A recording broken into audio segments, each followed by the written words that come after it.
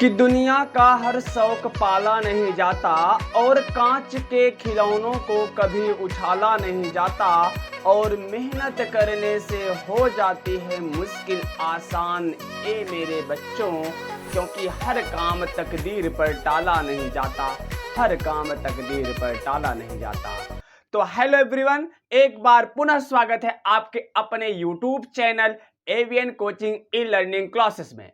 आज का यह वीडियो सेशन बहुत ही महत्वपूर्ण होने जा रहा है। आज के इस वीडियो सेशन में क्लास 10th में बार बार पूछे जाने वाले एक महत्वपूर्ण टॉपिक विद्युत मोटर के बारे में हम सीखेंगे।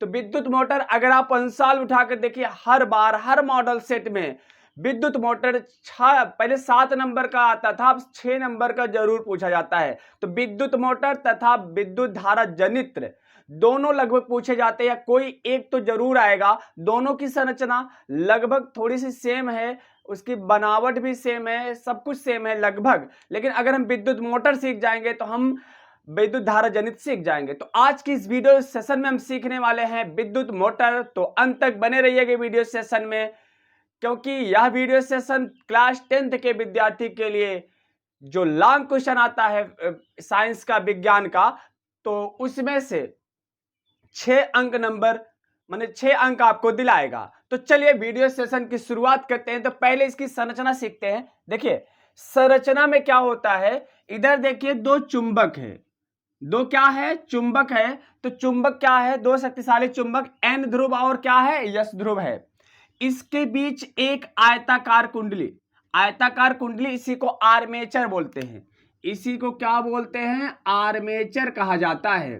तो देखिए आर्मेचर कहो या कुंडली कहो, अब आपसे यह प्रश्न उठता होगा, सर क्यों ये आयताकार ही बनाई जाती है। देखिए आयताकार इसलिए बनाई जाती है क्योंकि इसकी धारा की दिशा को, बल की दिशा को सही रूप से जानने के लिए इसको आयताकार ही बनाया जाता है।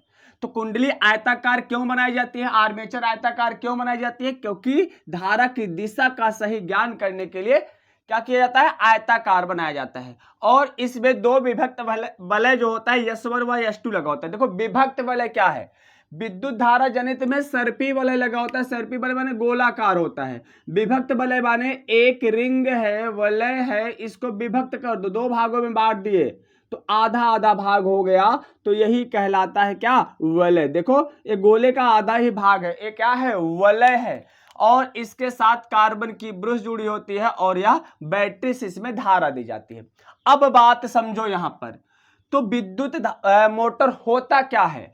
तो विद्युत मोटर एक ऐसी युक्ति है जो विद्युत ऊर्जा को यांत्रिक ऊर्जा में बदलती है, अर्थात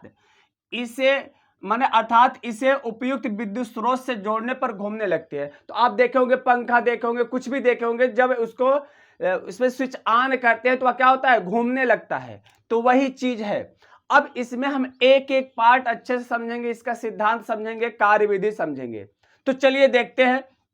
देखिए पहले इसकी हम सिद्धांत देखते हैं। सिद्धांत क्या होता है कि जब किसी कुंडली को चुंबकीय क्षेत्र में रखकर उसमें धारा प्रवाहित की जाती है, माने कोई कुंडली है, इसको चुंबकीय क्षेत्र के बीच में रख दिए हैं और उसमें क्या प्रवाहित किए हैं, धारा प्रवाहित किए हैं, तो उस पर एक बल युग्म कार्य करता है जो कुंडली को उसकी अक्ष पर घूमने के लिए स्वतंत्र हो और वह क्या होती है, घूमने लगती है। ध्यान से समझो, कह रहा है कि दो क्षेत्र चुंबक है, इसके बीच आयताकार कुंडली को रखकर धारा प्रवाहित की जाती है, तो दो बल युग्म कार्य करते हैं। देखिए जब इसमें धारा प्रवाहित करते हैं तो आप फ्लेमिंग का बाएं हाथ का नियम पढ़े होंगे ना। देखिए इसमें A से B की ओर धारा बह रही है और आप जानते हो चुंबकीय क्षेत्र की दिशा सदैव N से S की ओर होती है।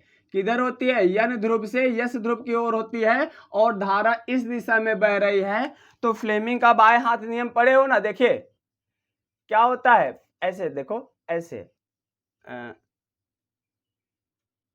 यहां से हम समझा रहे, इससे देखिए ये क्या है, जो तर्जनी है चुंबकीय क्षेत्र की दिशा में है और मध्यमा जो है, जो मध्यमा है किधर है, धारा की दिशा में।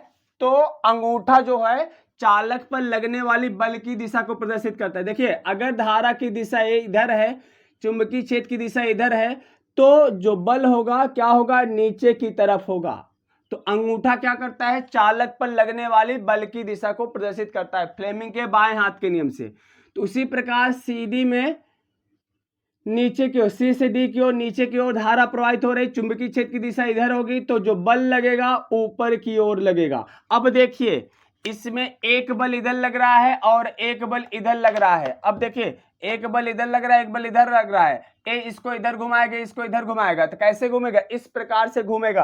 तो जो बल युग्म कार्य करता है तो क्या होता है, उस पर बल युग्म कार्य करता है, जिसके कारण कुंडली क्या होती है, घूमने लगती है। जैसे किताब देखिए, किताब देखिए, एक बल ऊपर लगाइए और देखिए इसमें नीचे बल लगा रहे हैं, इसमें क्या लगा रहे हैं, ऊपर। देखो जब इसमें नीचे बल लगा रहे हैं, देखो इस सिरे पर नीचे बल लगा रहे हैं, इसलिए सिरे पर ऊपर लगा रहे हैं, तो क्या हो रहा है, कुंडली घूम रही है। तो वही चीज बल युग्म माने बल का जोड़ा, एक जोड़ी बल जो है कार्य कर रहा है, इसी को बोलते हैं बल युग्म कहते हैं।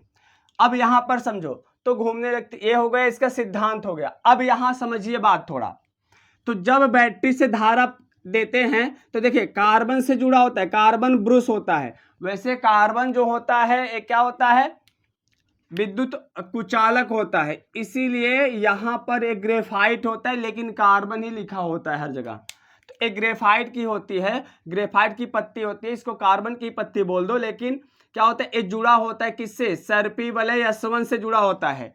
तो कहने का मतलब जब इसमें धारा होता प्रवाहित किया जाता है तो जुड़ा होता है किससे, कार्बन के ब्रुश से। तो इसका मतलब कार्बन का ब्रुश क्या करता है, आयताकार कुंडली के अंदर धारा को स्थानांतरित करता है। तो कहने का मतलब हम कह सकते हैं जो ब्रुश का कार्य होता है वह क्या करता है, धारा को कुंडली में स्थानांतरित करता है, और इससे जुड़ा होता है कौन, S1 जुड़ा होता है। अब ध्यान से समझिए, जब धारा प्रवाहित होती है तो A से B, देखो A से B में ऊपर की ओर धारा जा रही है, और C से D में क्या हो रही है, नीचे की ओर धारा प्रवाहित हो रही है। ध्यान से समझना। और जब ये आधा चक्कर घूम जाएगा, जब ये क्या होगा, आधा चक्कर घूम जाएगा, तब भी क्या होगा, देखो एक दिशा बदल दी, देखो एक और कहीं चला जाएगा अलग स्थान पे, एक कहीं अलग स्थान पे जाएगा, लेकिन फिर भी क्या होगा, AB में क्या होगा, नीचे की ओर, और CD में क्या होगा, ऊपर की ओर बल लगेगा। कहने का मतलब धारा तब भी AB में ऊपर की ओर बहेगी और CD में क्या होगी, नीचे की ओर बहेगी। तो मतलब फिर से समझो, यहां पर जब A से B में धारा प्रवाहित हो रही ऊपर की ओर, C से D में क्या प्रवाहित हो रहा है, नीचे की ओर, तो क्या हो रहा है, AB में बल जो है नीचे की ओर लग रहा है, और CD में बल क्या लग रहा है, ऊपर की ओर लग रहा है। तो जब ये आधा चक्कर कंप्लीट कर लेगा फिर भी यही होगा, AB में जो बल लगेगा नीचे की ओर लगेगा, और CD में जो बल लगेगा ऊपर की ओर लगेगा। तब देखिए तो कुंडली क्या करेगा, आधे चक्कर के बाद भी ऐसे जाएगा, ऐसे हो जाएगा, फिर ऐसे जाएगा, ऐसे जाएगा, अर्थात अपना पूरा कंप्लीट चक्कर पूर्ण ही नहीं कर पाएगा। तो इसी के लिए क्या लगा होता है, सर्पी वलय लगा होता है। सर्पी वलय क्या करता है, आधे चक्कर के बाद अपनी स्थितियों को बदल देता है। याद रखना बहुत ही महत्वपूर्ण चीज है, ये अपना चक्कर कंप्लीट क्यों कर पाता है, क्योंकि यहां पर विभक्त वलय लगा होता है, सॉरी सर्पी वलय जनरेटर में लगा होता है, विद्युत जनरेटर में, और विभक्त वलय विद्युत मोटर में लगा होता है। इतना याद रखना, सर्पी वलय माने गोलाकार होता है पूरा, इस विभक्त वलय माने आधा गोलाकार होता है। तो इस विभक्त वलय के कारण ही यह पूरी कुंडली क्या होती है, पूरा चक्कर घूम पाती है। तो जब क्या करेंगे, जब आधा चक्कर कंप्लीट होगा, S1 अपना स्थान बदलकर S2 पर चला जाएगा, अर्थात जो B1 से जुड़ा है S1 B2 से जुड़ जाएगा, और S2 जो B2 से जुड़ा है किससे जुड़ जाएगा, B1 से, जिसके कारण क्या होगा, आधे चक्कर के बाद AB में ऊपर की ओर बल लगेगा और CD में नीचे की ओर बल लगेगा, जिससे यह कुंडली एक पूरा कंप्लीट चक्कर पूर्ण कर लेगी, और यही कार्यविधि में लिखा भी गया है। तो उम्मीद करता हूं आपको समझ में आया होगा। फिर से समझो, यहां पर क्या होता है कि जब बैटरी से धारा देते हैं तो B1 क्या करता है, कार्बन की ब्रुश जो B1 होती है, इस धारा को कुंडली के अंदर स्थानांतरित करता है, क्योंकि ये दो शक्तिशाली चुंबक के बीच में रखा होता है, और चुंबक के बीच रखने का मतलब क्या होता है, वह चुंबकीय क्षेत्र उत्पन्न करता है। ठीक, तो उसके बाद क्या होता है, इसको धारा को यहां पर दिया, तो AB में धारा क्या बही, ऊपर की ओर, CD में क्या बहती है, नीचे की ओर, CD भुजा में नीचे की ओर धारा बह रही है। तो फ्लेमिंग के बाएं हाथ के नियम के अनुसार अगर चुंबकीय क्षेत्र की दिशा, देखिए अगर हम बाएं हाथ के अंगूठा, तर्जनी और मध्यमा को इस प्रकार से फैलाएं कि तीनों एक दूसरे के लंबवत हों, तो अगर ध्यान से समझना, अगर जो होता है, अगर जो तर्जनी है चुंबकीय क्षेत्र की दिशा को, मध्यमा जो है विद्युत धारा की दिशा को प्रदर्शित करे, तो जो अंगूठा होता है चालक पर लगने वाले बल की दिशा को प्रदर्शित करता है। तो इस अगर फ्लेमिंग के बाएं हाथ का नियम लगाएंगे तो ए बी भुजा पर क्या होगा, नीचे की ओर बल लगेगा और सी डी भुजा पर ऊपर की ओर बल लगेगा। लेकिन जब ये आधा चक्कर कंप्लीट कर लेगा फिर भी क्या होगा, ए बी पर नीचे की ओर बल लगेगा, सी डी पर क्या होगा, ऊपर की ओर बल लगेगा। तो जैसे मैंने बताया था ना, ऐसे मान लो है आयताकार कुंडली, तो क्या होगा, ऐसे ऐसे ऐसे ऐसे ऐसे ऐसे घूमता रहेगा। कहने का मतलब अपना पूरा कंप्लीट चक्कर पूर्ण ही नहीं कर पाएगा। तो इसी के लिए क्या लगा होता है, विभक्त वलय लगा होता है। तो विभक्त वलय का काम ही होता है यह अपनी स्थितियों को बदल करके कुंडली का जो पूर्ण चक्कर है उसको क्या करता है, पूरा करता है। अब क्या करता है, ए विभक्त वलय जो होता है अपनी स्थितियों को चेंज कर देगा, अर्थात जो पहले B1 से जुड़ा था S1 B2 से जुड़ जाएगा और B2 से जो S2 जुड़ा था किससे जुड़ जाएगा, B1 से जुड़ जाएगा, जिससे यह आयताकार कुंडली अपना पूर्ण चक्कर पूरा कर लेगी। तो जिसके कारण एक कुंडली क्या होगी, देखो इस प्रकार से बल लग रहा है, इसमें नीचे को लग रहा है, इसमें ऊपर को लग रहा है, तो कुंडली क्या हो जाएगी, वामावर्त दिशा में। कैसे घूम रही है, वामावर्त दिशा में, एंटी क्लॉकवाइज में घूम जाएगी।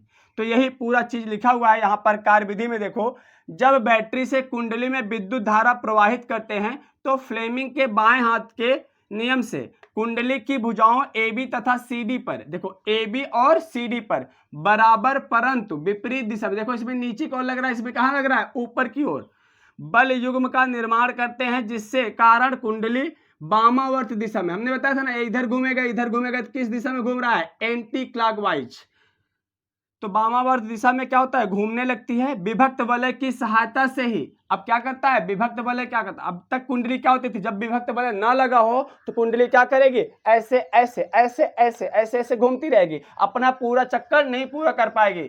तो विभक्त वलय क्या करता है, आधे चक्कर के बाद अपनी स्थितियों को बदल लेता है, S1 S2 के स्थान पर S2 S1 के स्थान पर, जिसके कारण एक, देखिए तब क्या होता है, विभक्त वलय की सहायता से धारा की दिशा इस प्रकार रखी जाती है कि कुंडली पर बल युग्म लगातार एक ही दिशा में, बल युग्म क्या होता है, एक ही दिशा में कार्य करेगा। जब एक ही दिशा में कार्य करेगा तो कुंडली एक ही दिशा में क्या होती है, घूमने लगती है। तो उम्मीद करता हूं ये वीडियो सेशन आपको अच्छा लगा होगा। अगर वीडियो सेशन अच्छा लगा हो तो वीडियो को लाइक कर दीजिएगा, और अगर चैनल से नए जुड़े हो तो चैनल को सब्सक्राइब कर दीजिएगा, क्योंकि इसके बाद हम मिलते हैं इसके एक और बेहतर वीडियो के साथ। विद्युत जनित्र सेम ऐसे है, कुछ थोड़ा सा, बहुत ज़्यादा अंतर नहीं है, इसमें थोड़ा सा अंतर है, तो इसीलिए अगर विद्युत मोटर समझ में आया होगा तो विद्युत जनित्र अच्छे समझ में आ गया होगा। तो फिर मिलते हैं एक और ऐसे बेहतर वीडियो के साथ। राधे राधे दोस्त।